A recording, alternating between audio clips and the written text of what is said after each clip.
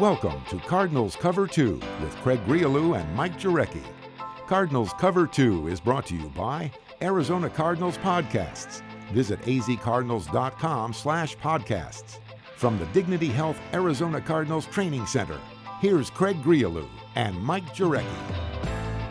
So a quick question for you, MJ, is before we dive full into this Wednesday show, but you've noticed a little bit more activity picking up on our side of the building. A lot of coaches, a lot of scouts. We're getting right into the draft. The meetings are taking place, and any chance that instead of going in for these draft meetings that are occurring daily around showtime, and I'm sure it's happening with 31 other teams. Yeah. Any chance that they're not discussing the draft but are actually holding Cards Cover 2 watch parties? I mean, it's always possible, but I think right now. No. The good news about this show and Cards Cover 2 is if you don't watch it live, you can also watch it later. There you go. So I'm okay. I'm sure they got All bigger right. fish to fry than watching us now, but maybe later. Okay, so it's draft, then Cards Cover 2, not Cards Cover 2 and draft. I think it's at the bottom, but you can still watch it anytime you choose. Okay. Now, I feel fresh today. Do you know why? Fresh? Yeah, I got a new haircut, or a fresh haircut. You're like 10 pounds lighter? No, I just feel fresh. I don't know. I don't know if I did it for the draft. The draft's still 20? Yeah, you got 24 days left. Yeah, you usually get a haircut a few days before you go into a wedding or something, right? Are you getting married this weekend? No. Oh. No. I thought we had breaking news. Is that here an on- April Fool's joke? A couple days late after that. Yeah. Anyway, so the same day I decided to take my dog to the groomer, my haircut cost $17. His cost $50. He's worth it, though.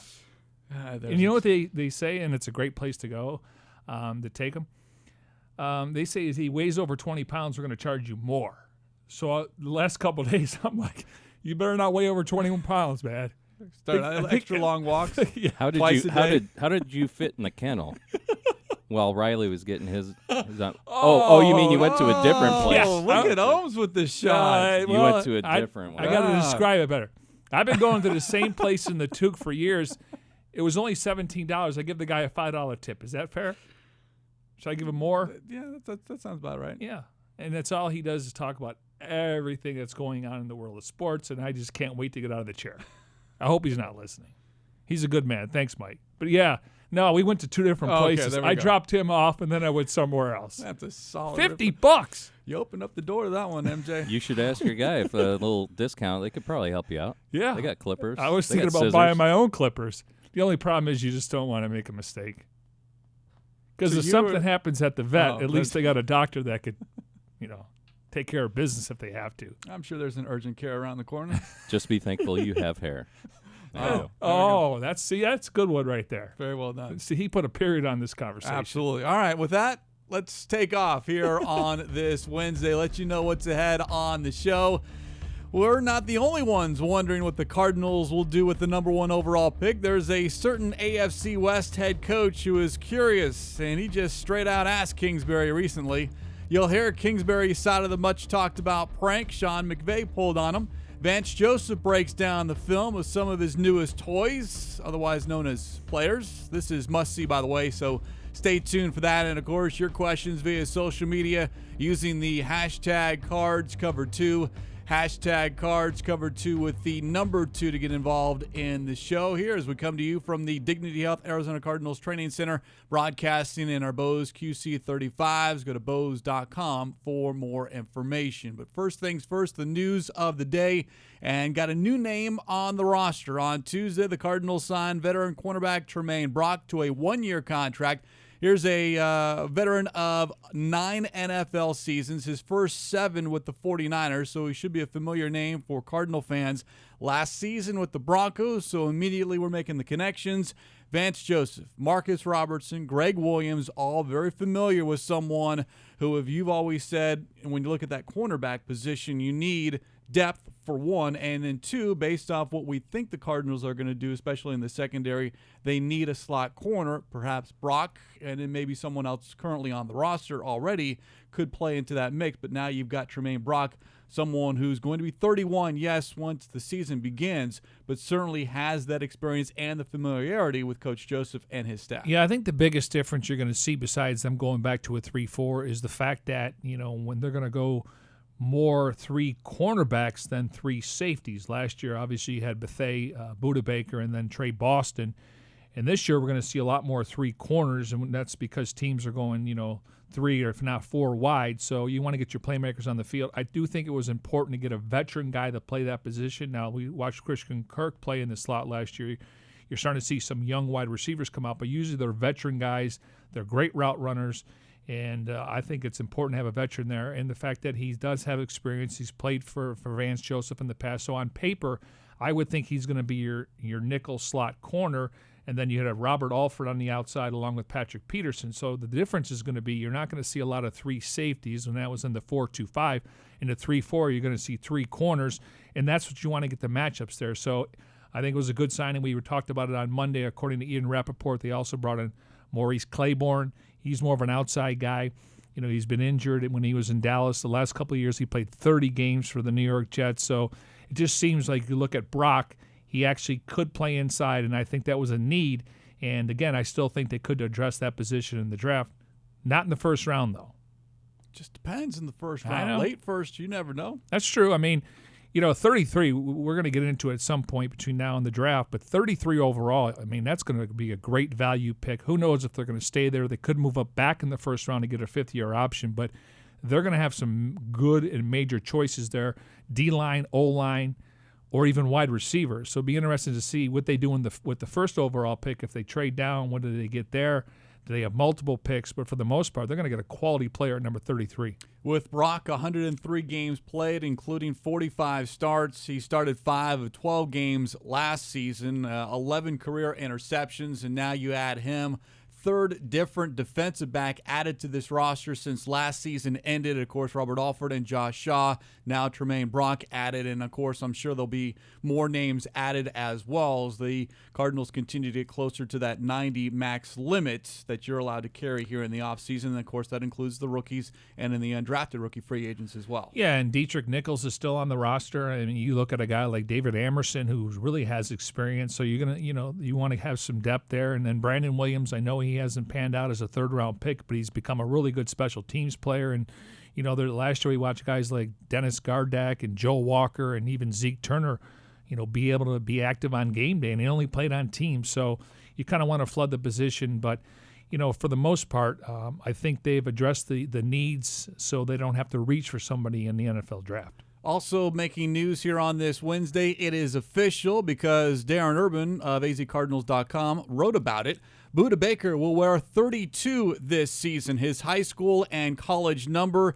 DJ Swearinger will wear 36. Swearinger, of course, had 36 when he was here with the Cardinals first time around. He was 35 for those final 2 games a year late last season. So at some point there was a number swap. I don't know details because 32 was available for Baker a year ago. Lewis Young, if I'm not mistaken. But something transpired, but everyone now is going to be happy heading into 2019. And we've talked about this.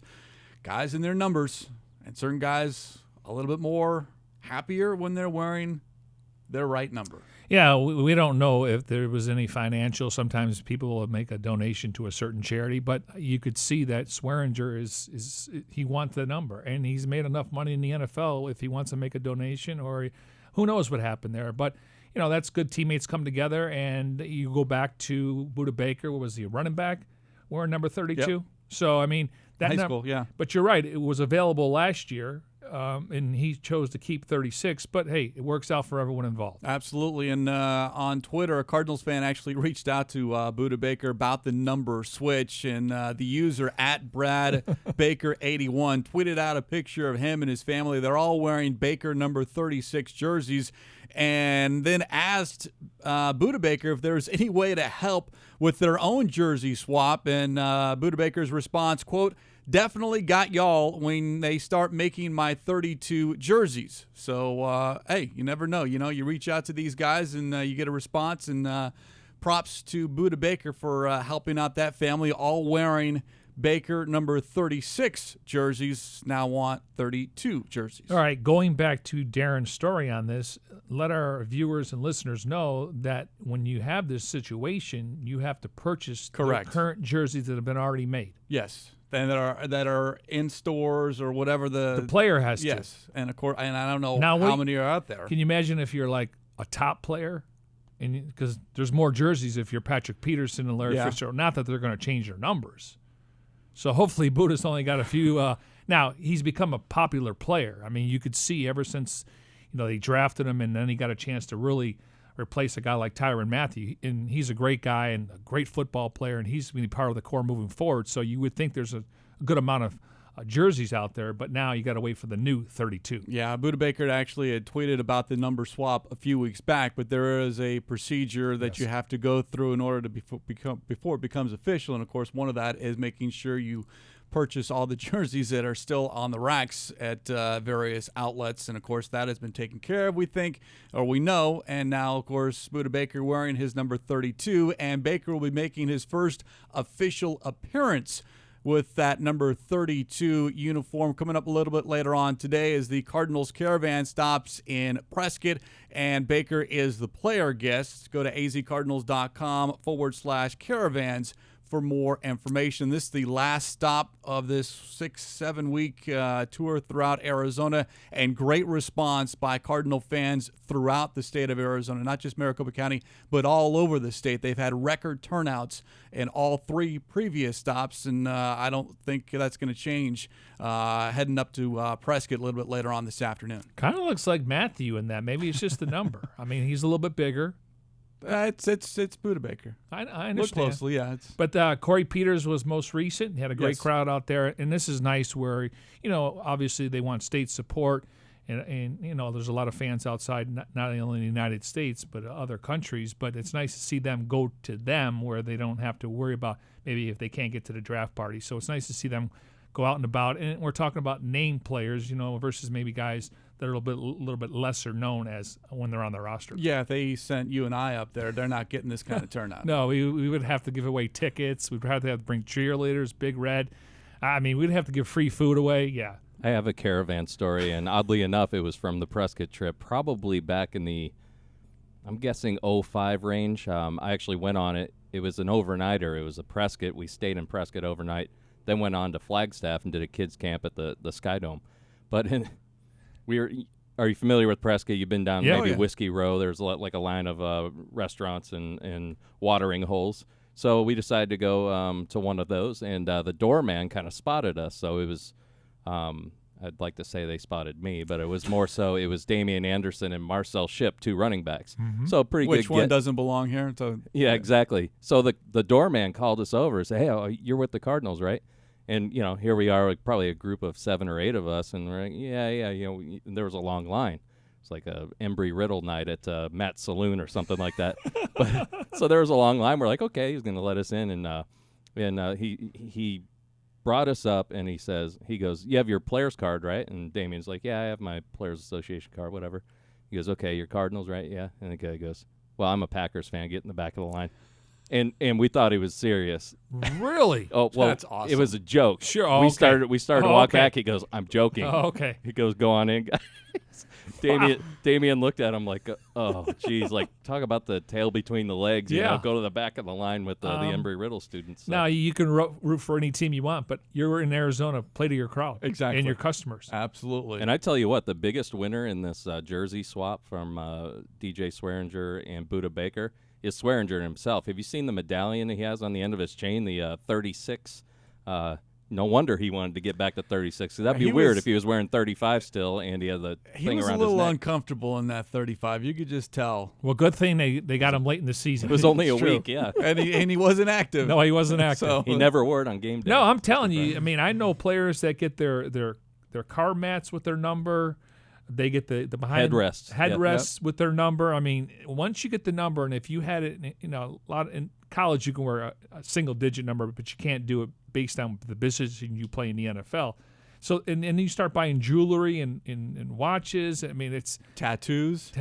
Yeah. So I mean, once they're fixated on a number, it's hard for them to let go. And in this case, they were able to work it out, and I'm glad both guys are happy about it. Absolutely. Just getting started here on a Wednesday edition of Cards Cover 2 from the Dignity Health Arizona Cardinals Training Center, broadcasting in our Bose QC35s. Go to Bose.com for more information. So I think I was off by a couple of days when I said the draft was 24 days away. There's actually 22 days until the 2019 NFL draft. Who's counting? We've been counting for a while. The Cardinals are on the clock. Craig is, apparently. It's the natural countdown. You get closer and you get more excited. Craig, it's all you got to do is go to azcardinals.com, and they have the draft countdown to the second. Yes. To the second. So if you're bored one day or you just want to search the internet and you want how many more days, you don't have to break out your not phone. Even days, it's like minutes, hours. Yeah, seconds. But you don't have to break out your phone and start counting because you may think it's 24 days when it's really 22 days. Just go to azcardinals.com. We have a countdown for you. Well, we want to know what the Cardinals are going to do at number one. Fans certainly want to know what the Cardinals are going to do. And apparently there are other teams in the NFL that want to know as well, and they are not hiding their curiosity. Let me set this up for you. During last week's annual league meeting, head coach Kliff Kingsbury, among other NFL head coaches, participated in a coaches clinic with Valley High School coaches. Great idea, great time by everyone to get some information passed between the two. And after this clinic, there was a Q&A. Well, one of the NFL head coaches that was in attendance raised their hand. It was Raiders head coach Jon Gruden. Here's Kingsbury on yesterday's Kingsbury Chronicle podcast with Paul Calvisi and Lisa Matthews to explain what happened. That's the toughest question of the day, too. Did he really? What did he ask? Yeah. He asked if we were going to take a certain quarterback from Oklahoma. Oh, he's So even there's asking about us. 4 or 5 high school coaches that ask good questions about the drill tape and what we do and philosophies. He had a And picture on then, the spot. he raised up his hand. Hey, Kingsbury, I got one for you. I love it. So it was pretty funny, but the coaches enjoyed it, and I thought it was cool that he stuck around because a lot of those guys, there were some head coaches that stayed in there and just wanted to get better, whether it was offensive football with Doug Peterson talking or Dan Quinn and Rivera came after us and did a great job. So it was cool to be a part of that. I see Gruden trying to get the inside scoop over here. What was the answer? Is that classified? What was your answer to Coach Gruden, if I might ask? I think I asked him. Yeah, I said, it depends how many first-round draft picks you have. And he's like, I got 3. So a little banner back and forth. By the way, that was a solid follow-up by Paul right there. But how about Kingsbury with the Jon Gruden impression? I like it. I can't do it, so I'm not going to try. But No, that was either. pretty good. Yeah. I mean, we would go back to the combine. He's still barking up the tree about he wants that first overall pick. Well, what are you offering? That's always the response. What's it going to take?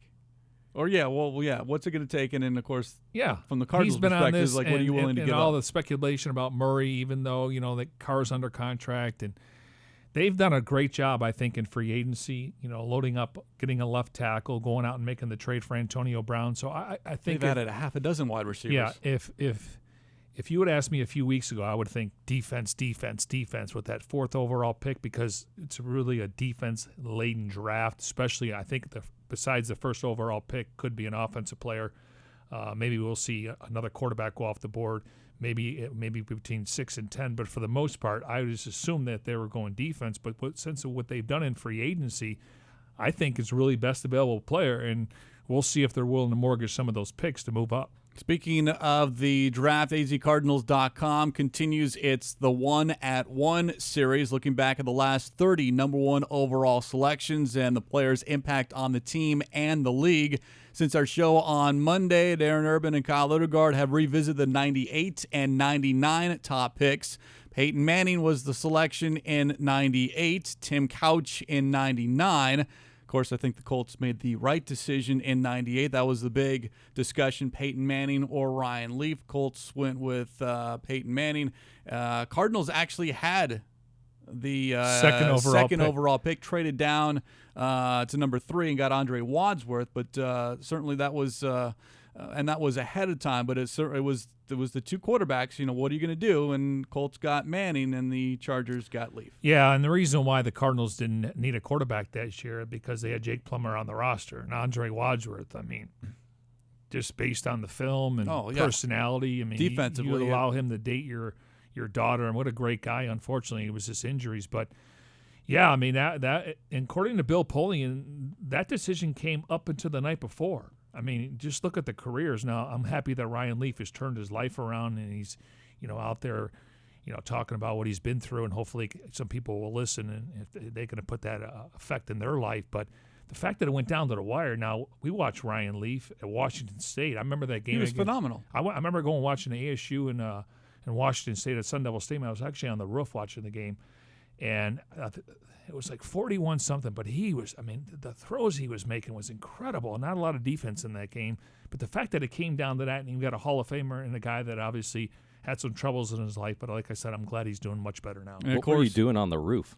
I had a press pass, and overflow or something? Yeah. Oh, okay. I was the overflow because I didn't cover the Sun Devils, but I actually watched a game up there with Bob Ferguson. Yeah, I was going to say he used to go up there all the time to get away from people. Exactly. Weather sometimes is nicer up on the roof too, a little bit cooler. It was great because you could see.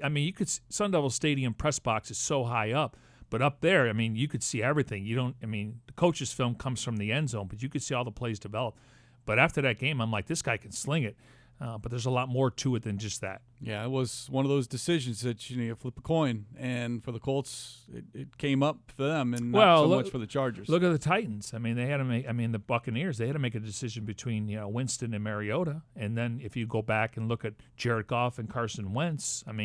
Granted, now when Philadelphia and the Rams moved up, they're going to get one or the other, and I don't think Jeff Fisher told Stan Kroenke. I was told until draft day who he was picking. And one of the reasons why they picked Goff, he's from California. They thought that would help. Now, Wentz obviously went to a smaller school. He's been injured, but I think he's got a bright future. And I think once Russell Wilson signs his contract, whether it's him or Dak Prescott, they'll be next. But interesting that, teams have to make a decision. That's why, you go back to the NBA draft with Michael Jordan. He was, third overall? Number 3.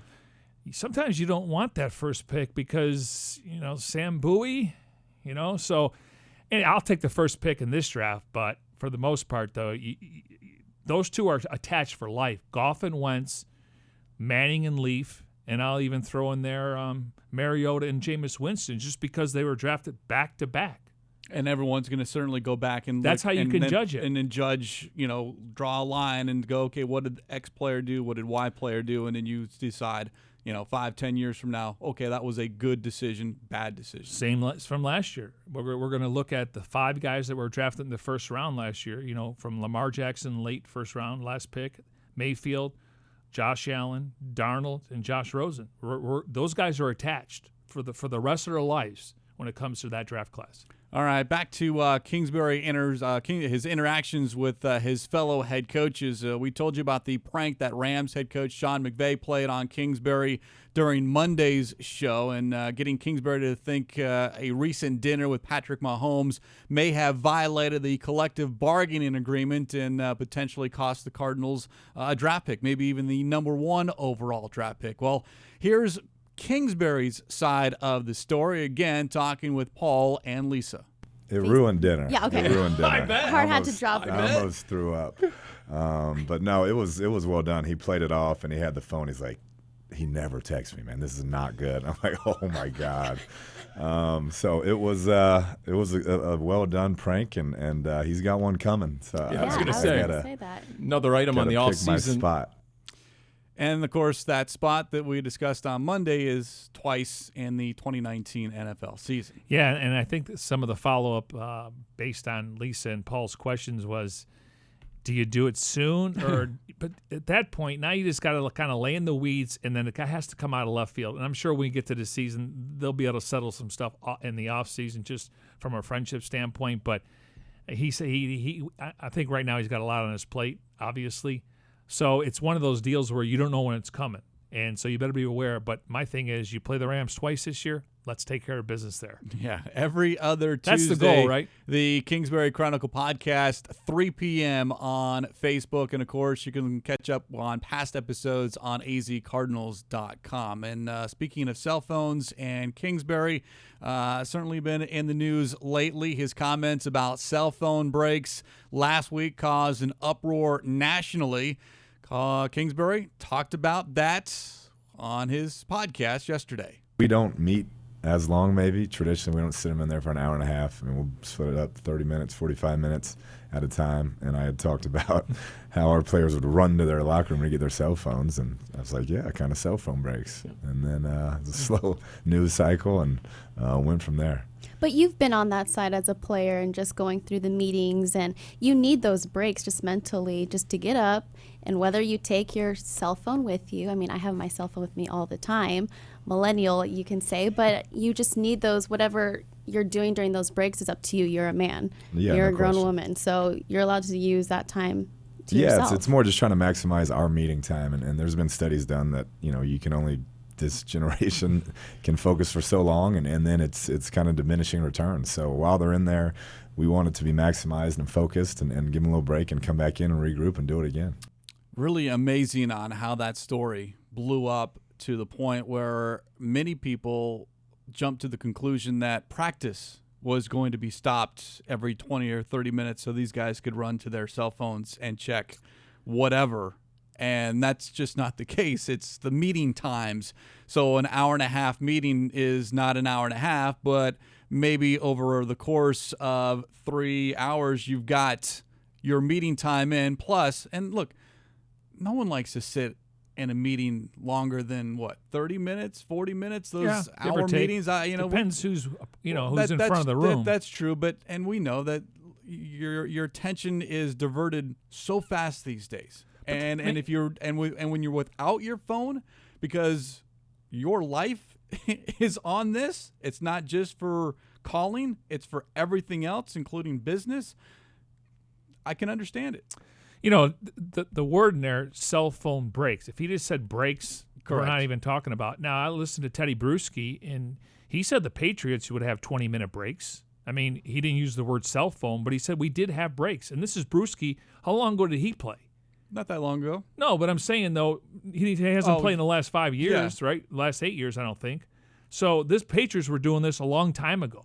Imagine that. And I'm sure it happens. You just get breaks. We don't hear the word cell phone breaks. Well, that was the thing. There were two Right. problems. One was the word cell phone, and the second problem was that it's Kingsbury coming from college, and it's not Belichick, Tomlin, someone like that Right. who's been in the NFL established. But don't forget, and Darren Urban wrote about this on azcardinals.com, in 2015, Jim Tom Sula, then the 49ers head coach, instituted this break policy, and no one Didn't get batted picked an eye up. at all. Well, it's because Kingsbury doesn't have NFL experience, and he's a college guy, and people will point to his record. But the main thing is he can relate to these young players. He's been recruiting them. He's sitting in living room with 18, 19-year-old or 18-year-old kids, and then he gets them at college, and then they become 18, 19, 21. So for the younger guys, I mean, he can relate to them, and I think that will go a long way. Again, the word cell phone break, if you just said break, and listen, we want these guys to be honest, and he was, and so you're right, it was more nationally than locally, but when you do a little research, and according to Darren Urban, Jim Tom Sula, and then I listened to Bruschi, and I was like, wow, he hasn't been in the NFL for a while, and they were doing it back in the day, so it's more common, but when you hear cell phone breaks, it's like, oh, these kids are spoiled, and they're millennials, they can't concentrate. No, it's more, instead of being in a meeting for an hour and a half, let's get them out in 45, 50 minutes, and then we'll come back. And these breaks are 5 to 10 minutes, and in New England, a little bit longer with 20. So, again, I just think the cell phone thing caught people off, but at the end of the day, it's really just a break so they can keep their concentration and get them back in the meeting so they can finish. I loved his comment, slow news cycle. Yeah. Well, it's the owners' meeting, so anything that comes out. But that is when true. When you hear cell phone breaks, and maybe some of these employees now at their bosses are going, hey, the Cardinals got cell phone breaks, we should get it. Well, I would say on the other side, maybe you ought to put your phone down for 20 minutes. Yeah, there you go. Try doing that. It's amazing when you go shopping now or something, how many people are on their phone that are working. Well, you're on call 24/7 these days. But you're working. No, I know. I know, and people have families and emergencies, but You normally before you have a phone at your desk. That's how people call you. Nowadays, it's all texting and everything. So I don't think it's a big deal, and I think the players will benefit knowing what he knows from the past. Still to come here on this Wednesday edition of Cards Cover 2. Of course, we'll get the Bird Gang sound off using your questions via social media. Hashtag Cards Cover 2. Hashtag Cards Cover 2. Then we'll also watch Vance Joseph watch film. You're not going to want to miss that. It was very, enlightening. And, of course, I thought it was fantastic done, the latest episode of Cardinals Flight Plan. But we'll get into that in just a moment. But speaking Vance Joseph and his defense, a lot of the questions to Kingsbury last week during the coaches' breakfast revolved around the offense. Everyone wants to know what he's going to do, what it's going to look like. But he did get questions about the defense. And among those questions, in fact, the first defensive question he was asked had to deal with one of the newest acquisitions, Darius Philon, the former Charger. Is he going to be a defensive end? We do. Yeah, and he's a guy who we felt like really came on last year. Got great feedback from everybody we talked to about him. Personality, he's still young, 25 years old, and we think his best football's ahead of him. So to have him, right next to either Terrell Suggs or Chandler Jones is going to be really good for him and his development. We'll see. He's one of those guys, kind of an ageless wonder, so you never know. But when he is in there, no matter how many snaps it is, he's going to be effective because you turn on the tape last year and he's still a force to be reckoned with. That ageless wonder, talking about Terrell Suggs. And did you not actually have to look this up because Suggs and Kingsbury, same draft class, 2003. Wow. One's still playing. And now one is the head coach. And the one Kingsbury talked about how they were on the same bus at the rookie symposium or at the rookie premiere out in L.A., and he said that Suggs was all boisterous, and he's just looking at it. It's like he had the swag back then, he said. So it's just amazing. Well, and he is an ageless wonder. He is. And the Cardinal, he technically has a 2-year contract now. The Cardinals have to make a decision in March, but it sounds like he's only going to play in Arizona, so I would like to see him, but we got to worry about this year first. The thing, and I don't want to kill what's coming up, but I recommend just keep it here right now for obvious reasons. But Vance Joseph shows a play of Suggs during a game, and you talk about a guy at that age when maybe you're not going to make the play initially, but you play to the whistle, and the play is down the field. It's fascinating to see that guy at that age willing to go down the field and make the tackle. And he's chasing someone, so it's not like a guy's coming around him. He's chasing a guy, and he does catch him at that age. Yeah, Suggs, when he was introduced as an Arizona Cardinal, didn't really put a number on how many more years he wanted to play, but it didn't sound like he was any close to retirement. He thinks he still has a lot left in the tank. And, of course, we'll just have to see, how much he has left in 2019, if a 2020 is even possible. But he's at that point where, one, he's still producing, and two, it's a year-to-year thing for him at his age. Yeah, obviously you got to stay healthy, but he's, besides the Achilles, he's been productive the last 3 years coming back from the Achilles injury. And a lot of times, when you get to that age, you hurt other parts of your body. So he's in great shape. When he came in here, he looked like he's the same guy that maybe he was 10 to 15 years ago, just size-wise. And having Brooks Reed as a rotation guy, another guy that can set the edge, and we'll see what they do in the draft. So would you say he played 72% of the snaps last year? Correct. So, he's not a 3-down linebacker. Hardly. Oh, you mean talking about Suggs? Yeah. Yeah, but there are very few guys in that front seven that actually play 100% of the snaps. Right, and that's why you get a good rotation. And I think Brooks Reed, as we're going to watch in practice in training camp and possibly preseason, this guy brings a lot of energy, toughness, physicality, plays with his hair on fire, and you got to kind of calm him down. Whoa, because he likes to go full throttle every time. So I think when he comes off the bench, you're going to bring some energy to it, and he does a really good job setting the edge. And I want to say Vance was with him in Houston his first year, where he actually played in a 3-4. And then when he went to Atlanta, he played in a 4-3. And he didn't put up the numbers, but he's a guy that can really set the edge. And based on what happened last year, ranked 32nd in run defense, it should be much better this year. But I do like the rotation of Suggs and Reed. Now it's a matter of, down in distance. Obviously, Suggs can rush the passer, and Reed's going to be a guy he's not going to get 72% of the snaps, but I like the rotation there. You got two guys that have experience, and they do two different things that can help this football team. Speaking of rotation, at least on the defensive line, it would be great to have Robert Nkemdiche available for the Cardinals. Of course, that's a big question mark because he's coming off a torn ACL. Kingsbury last week asked about Nkemdiche's health and might he be available as early as training camp. I don't know yet. I've seen him rehabbing, really hard up there. He looks great, feels great, but we're going to be smart. I mean, he knows he's got to maximize who he is this year and have a great year, and I really like where his attitude's at. Vance is excited about him in our scheme and maximizing what he can be. How do you see that defensive line depth in particular right now?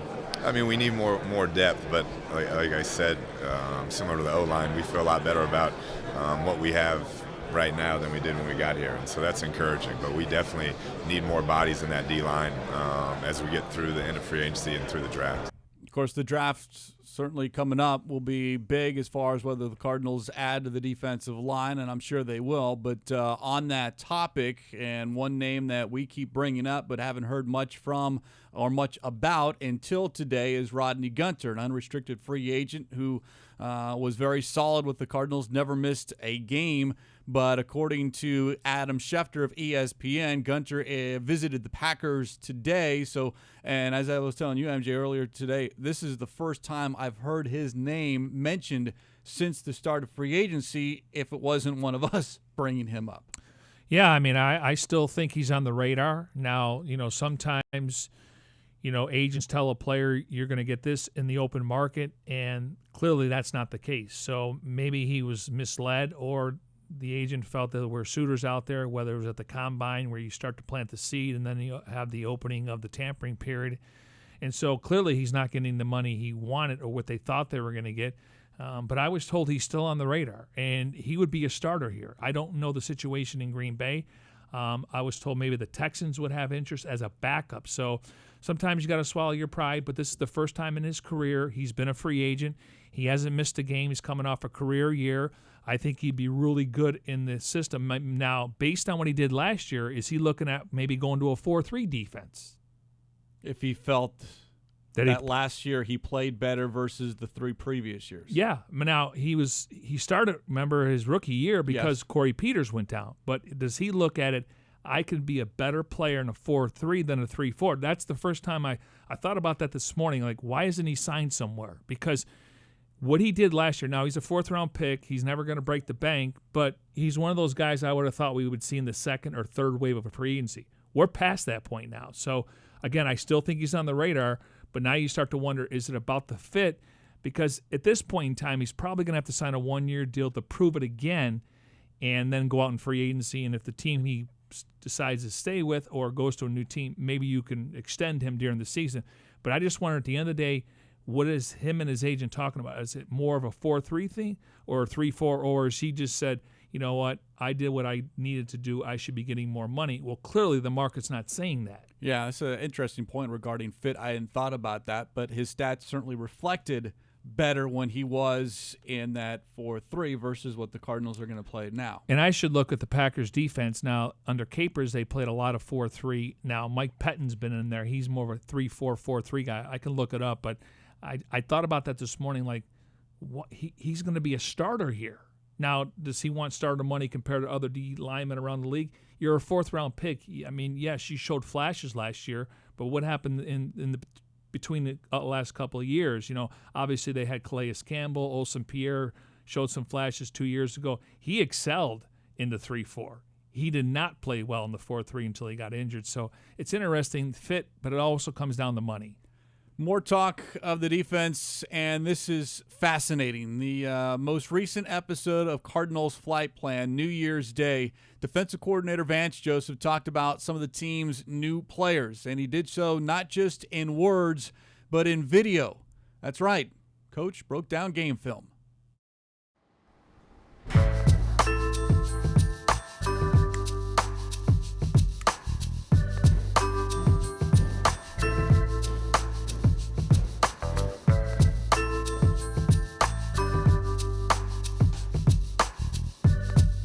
we had a chance to acquire 5 new starters in free agency. And that's always tricky because you're acquiring guys you don't know.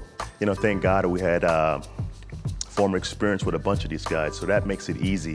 I'm really excited about Jordan because he's 26 years old and he's going to be my voice on the field. So it was so important that we acquired Jordan Hicks. To acquire a guy who could play in space like this with his football IQ, who can play all 3 downs, was so important. He's a great tackler in space. This second play here, you can see him drop in zone coverage. He has great eyes, he has a great feel, and at the end of it, he has a great burst of to close this space and make an open field tackle. So that's a rare trait for a Mike backer to play with so much quickness and speed and so much intelligence. The second guy is Suggs. Obviously being a hometown guy, we're so excited about him. He's still a dominant force on the edge, and you watch this play, you watch him hustle. He makes this play about 20 yards down the field. And as a leader of our defense, he's got to play this way. The point of attack here, he's still powerful. He's a bully on the edge. And he brings an attitude. He brings a toughness and attitude that this defense needs. And watch the get off here. He still has the power and an explosion in his legs at his age to get off the ball and to beat this guy with speed to power and a finish. The next guy is Darius Fallon here, but this guy has got great explosion. He's a 6'1", 300-pound guy, so he's a single gap penetrator. You've seen this play here. He has awesome get off. He has awesome natural leverage in his body, and he can make plays in the backfield. Our next guy is Robert Alford. Okay, we signed Robert obviously early in the offseason there after he got released from Atlanta, but this guy again is a young corner that can play press coverage, that's very competitive and very smart, who's got a huge chip on his shoulder. So he's coming in motivated. He wants to be a part of a top 10 defense. He's been a part of those kind of defenses before, and he fits our profile at corner. He's long, he tackles, and he can make plays on the ball. So Brooks Reed, I coached in Houston for I think 3 years. I was there. And Brooks going to be a Sam backer for us, which plays over the tight end. And again, the traits we want is guys playing hard, and Brooks is the poster child for playing hard. And you watch this play here, how he chases this guy. You watch Suggs, you watch Darius, you watch Hicks. We want our guys to all play like this. If we get 11 guys playing with this much energy, we're going to be a really, really good defense. Brooks Reed, pound for pound, has been one of the strongest guys I've ever seen play the position as an outside linebacker. The last guy is DJ Swearinger, who I actually drafted in Houston. So I spent 1 year with DJ in Houston his rookie year, and he was a good player then, he's a good player now. And obviously you want safeties now who can play strong and free. You don't want just a strong safety who only can play in the box. I think DJ, along with Budda Baker, both have those skills where they both can play close to the ball and they can also play high. So you can see DJ here in the box making a play in the run game, which is critical. And DJ here goes from being a strong safety to a free safety and showing his range in the high zones and making a play on the deep ball. So I'm very excited to coach DJ again, obviously, and he is definitely a lightning rod when it comes to how you play the game on Sundays. So 5 starters, 4 acquired via free agency, and then DJ Swearinger, the team claimed towards the end of 2018. But really must see. And for those that are listening to the podcast, I invite you to go to azcardinals.com/flight plan to check out, because that is rare when you have a head coach, assistant coach, whomever, sit there and break down film and then mention that play that you referred to as far as Suggs 20 yards downfield making a play. And I want to say it was a running back coming out of the backfield. To me, he didn't have to have somebody else there with him. He just pops on the film. This is what they do. And if you watched it, he makes it sound simple. And there's buzzwords, obviously technique and, power and speed. But very learnable. You could see exactly what they're trying to accomplish by bringing these players in. And I like the fact that, yes, it's more showing highlights and you want to show the encouraging and the positive things of what they can do. Now it's a matter of all 11 coming together. And if he would have did this week, we'd probably be hearing more about Brock, because could be a starter based on what they do on defense. But yeah, and Shaw, to me, I think he's a defensive back on paper. I think he's going to be more of a free safety. So he has experience playing both, but they're kind of thin at safety when you look at the 2 starters they have now. Rudy Ford is still there. Maybe they have others on the roster when you look at a 90-man roster, but for the most part, Rudy Ford's more of a special teams guy. So Shaw, to me, is going to be your backup, considering that they moved on from Antoine Bethea. April 18th is the next episode of Cardinals Flight Plan. Again, all the information on easycardinals.com/flight plan. Do you see him turn the lights on? Yeah. I mean, high tech right there. Well, you know. Well, you got to make it for theater seating. That's true. You know, but he went in there and he made sure he got it right. He's sitting down. And this is what coaches do. You walk by their offices. Everyone's always watching film. Yeah. Yeah. That's how you get better. You want to watch some film later? Sure, let's watch some film. Now, the key is anyone can watch film. It's what are you watching for? Exactly. Because that's not easy. No, because we don't know the play, and that's why Pro Football Focus gets criticized about some of these grades. Now, every team does subscribe to Pro Football Focus. It's more cross-checking with the coach's film and what the scouts see when it comes to evaluation. But, yeah, I mean, I don't know. I've tried to learn, but I have no idea. But anyone can watch film. It's what are you watching, and is it anything in particular without knowing the play? All right, let's hear from the Bird Gang here on this Wednesday. Bird Gang, sound off your questions via social media using the hashtag CardsCover2. Hashtag CardsCover2 using the number 2 to get involved in the show. We begin with Twitter. User wants to know who is a player that will come out of nowhere and step up this season. Wow. I mean, could be some of the new guys. I mean, there's a reason why they went out and signed Jordan Hicks and Robert Alford. I mean, the Cardinals have been searching for that number 2 corner. It could be a rotation player. I mean, I'd have to see more. We kind of have an idea what the starters are going to look like, but that is the reason why they have competition. They haven't had their draft class yet. We haven't talked about undrafted free agents, so check back. But I would assume it's somebody that's new or a guy that's been in the system. I thought Ricky Seals-Jones would be a breakout player last year. He could be very well that guy in 2019. Yeah, and Christian Kirk, I think he scratched the surface. If he could stay healthy for 16 games and he had just had one injury, I think he could put up big numbers compared to last year because he didn't play a full season, got hurt in that Packers game. So give me some time, but I would assume it would be a new guy. Charles Clay, production from the tight end, even though maybe not have a ton of catches, but a blocker and a guy that can make some catches in the red zone on third down. So I would assume it's a new player, but I have to look at the belly of the roster to see because we do see players, and you know this just as much as I do, we see players make a jump from year 1 to 2. Now, a lot of those rookies got a chance to play last year. Is it Dennis Gardeck? He's saying, I don't want to just be a special teams player.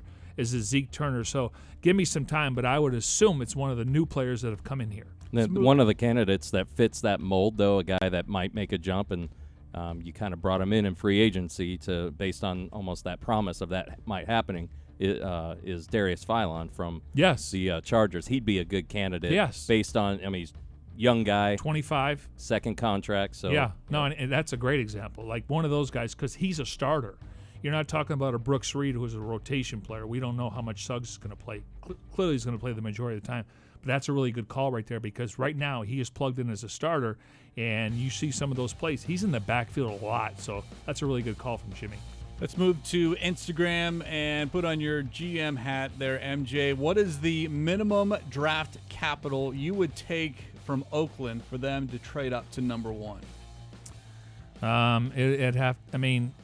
If they like a certain player at number 1 and they don't have to worry about somebody else trying to trade with them, it would cost you at least 3 first-round picks. So you swap and then add what they have at 23, 24, and 27? Yeah, you go to 4, but if you like a player at number 1, I think they're open for business. That's just me thinking out loud. But once you get closer to the draft and they have 3 or 4 guys they like, make the pick. But, yeah, to answer the question, to get the first overall pick, now who are they moving up for? Is it Dwayne Haskins? Is it Murray? Is it Bosa? Is it Williams? So who are you moving up for? But obviously we look at the Raiders because they got 3 first-round picks. But to move up to the number 1 pick where you get the best defensive player, possibly the best quarterback on paper, it at least costs you 3 first-round picks and maybe a second or third-round pick next year. Another draft question here as we continue via Instagram. Say the Cardinals do select Kyler Murray with the first overall pick. What would be the position targets in the following rounds, second, third, on that Friday? It's just a guess, but fair question. Hypothetically, if they go that route, I thought D-line because we know how thin it is there. And then I think at offensive tackle, even though they signed Gilbert, he's on the last year of his contract. DJ Humphrey needs to stay healthy, so I would think offensive tackle.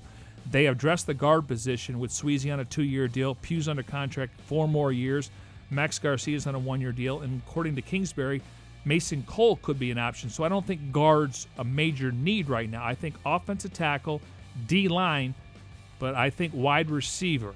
This team needs an X-wide receiver. Now, Kevin White will get that opportunity. When I mention X-wide receiver, that's a physical receiver that can stretch the field. The former Larry Fitzgerald did that. Kevin White is going to get the opportunity to do that. So now you get to 33, and according to a lot of these mocks, you're only seeing 2 or 3 receivers come off the board. So I want to put wide receiver in there now at number 33, and I know people are going to ask, would you take N'Keal Harry there? I don't know where he's on their board. I think he could be a good player, but maybe he's more maybe 35 to 40, and you don't want to reach. And depending on how many wide receivers go in the first round, if it's only 2 or 3, Cardinals will have their options. So I think it's wide open, best available player with a little bit of need. And if you look at needs, offensive tackle for the future, even though Corey Cunningham could be your swing tackle, because Gilbert's on the last year and Humphrey's obviously 5th year. And then I think D-line, just because we don't know the situation with Kem Dichie. Corey Peters is getting up there a little bit in age. But I would put wide receiver in there now. And then what you don't do in that round, I think you would address in other rounds. Last question via Instagram. User wants to know, how many wins do you think the Cardinals get this season? They don't want the Vegas odds. What do you think? And I know it's early. It's ahead of the draft. And I mean, I can throw a number out there, but I always say judge the roster in week 1. And we know that anytime you bring in a new coaching staff, there's going to be an adjustment. It's going to be a time period. Hopefully they can get off to a good start and start building some confidence. I think the defense is going to have to carry their water early on because you brought in veteran players. You got a veteran, former head coach in Vance Joseph. Offensively, you got a lot of new faces. You got a new coordinator and a head coach in Kingsbury. So judge the roster in week 1. We know there's injuries that occur, and that's when you question I think they'll have a better record than last year. I mean, they're going to be much different. They'll be more entertaining, and hopefully they can win some close games. But I don't have a number right now. Clearly, Vegas came out with 5.5. I think Pro Football Focus will come out with 6.5. We haven't had the draft yet, so it's hard to project. But they have to be much better and more competitive than were a year ago. The schedule plays into it too, like yes. when and where. You Correct. know where, Very true. but what about when? You're playing in blizzards rather than Weather. September weather. Yeah, he's right. I mean, exactly. We know who they're playing, but now it's a matter of how many do they have back-to-back road games in cold weather cities. I mean, just based on the schedule, got to go to Baltimore and Pittsburgh this year, right? We get Cincinnati and Cleveland at home. Where's their bye week? I mean, he's right. And then you don't know which teams you're playing based on injuries. We'll look at the schedule and go, oh, Murderer's Row the first 6 weeks of the season. Look at the quarterbacks they're facing. And that all changes week to week. So Jimmy's right. Wait for the schedule to come out. You can kind of gauge it. And we take it in quarters: September, October, November, and December. And then where's the bye week? How many national games? I like to see this team. You normally don't see teams host 3 consecutive home games. Last year, I think there were a few teams, maybe 2, that had 3 consecutive road games. It could have been because of concerts or stuff like that. You want to avoid that. You definitely don't want to be on the road for 3 weeks in the NFL. Appreciate the Bird Gang sounding off here on this Wednesday. Keep them coming. Keep your questions coming as we get to them on Monday, Wednesday, and Friday. Of course, using the hashtag CardsCover2, hashtag CardsCover2, using the number 2 to get involved in the show. We'll get to as many as we can each and every episode. And that is going to wrap up this edition here on this Wednesday. Back with you on Friday. Special thanks to those behind the scenes: Tim Delaney, Jim Alejandro, Devin Henry, and Jackson Sipes. For my partner, Mike Jurecki, I'm Craig Grialou. We'll talk to you on Friday here on Cards Cover 2.